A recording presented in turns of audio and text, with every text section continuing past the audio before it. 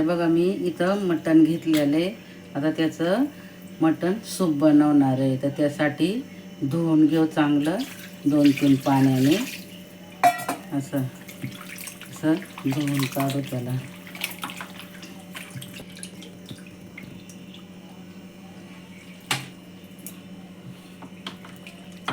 बघा असं चांगलं 2-3 पाण्याने धुवून स्वच्छ घेतलेले.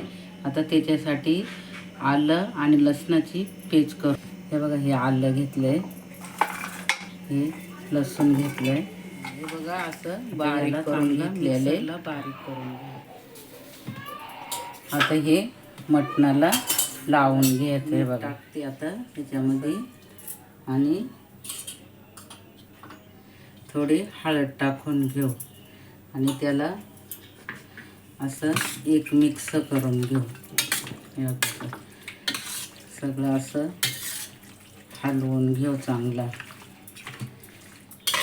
हे बघा असं चांगला हलवून घ्यायचं.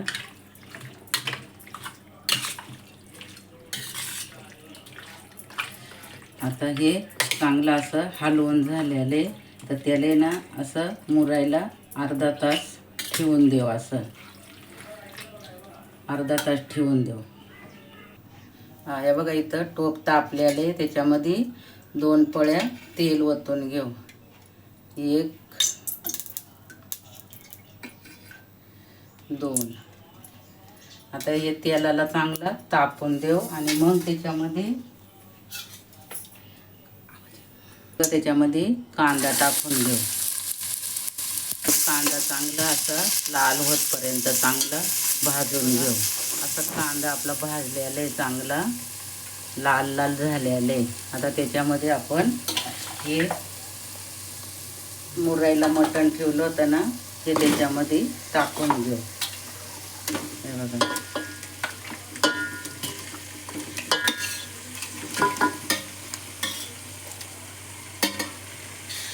चांगलं असं हलवून घेऊ.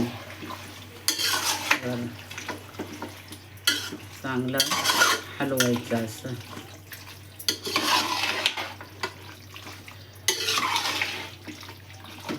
हे बघा चांगलं हलवून झालेलं आहे.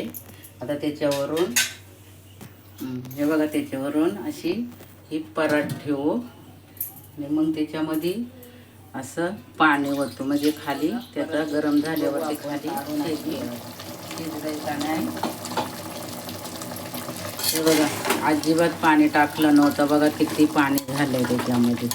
असं वरून परातीत पाणी ठेवलं ना तर सगळं पाणी खाली गळून मस्तपैकी शिजतंय.